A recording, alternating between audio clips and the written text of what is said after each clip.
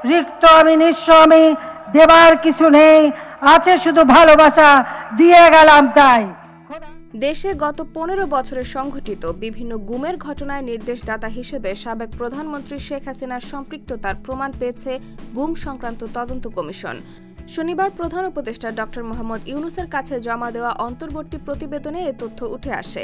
একই সঙ্গে গুমের ঘটনায় জড়িতদের বিচারিক প্রক্রিয়া শুরু সহ র্যাব বিলুপ্তির সুপারিশ করেছে কমিশন। এ বিষয়ে পরে প্রধান উপদেষ্টার প্রেস উইং থেকে গণমাধ্যমকে জানানো হয়। এতে বলা হয়, 2009 থেকে 2024 সালের মধ্যে গুমের ঘটনায় নির্দেশদাতা হিসেবে সাবেক প্রধানমন্ত্রী শেখ হাসিনার ও তার প্রশাসনের কয়েকজন শীর্ষ কর্মকর্তার সম্পৃক্ততার প্রমাণ পাওয়া গেছে। এদের মধ্যে major general Tariq Ahmed Siddique, major general Ziaul Ahsan এবং পুলিশ কর্মকর্তা মোহাম্মদ মনিরুল ইসলাম ও মোহাম্মদ হারুনুর রশিদ আছেন। কমিশন জানায়, গুমের 1676টি অভিযোগের মধ্যে 758টি যাচাই করে 73% ভুক্তভোগী ফেরত এলেও 27% এখনও নিখোঁজ।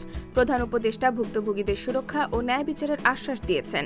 তিনি আয়নাঘর পরিদর্শনের প্রতিশ্রুতি দিয়েছেন। কমিশনের প্রধান বিচারপতি মইনুল ইসলাম চৌধুরী জানান, গুমের ঘটনা তদন্তে আরও 1 বছর সময় প্রয়োজন হবে। সংশ্লিষ্ট সূত্রগুলো তদন্তাধীন বিষয়গুলো প্রকাশে বিরত রয়েছে। নিরাপত্তার বিষয়টি বিবেচনায় রেখে দ্রুত বিচার নিশ্চিতের দাবি জানিয়েছেন ভুক্তভোগীদের স্বজনরা।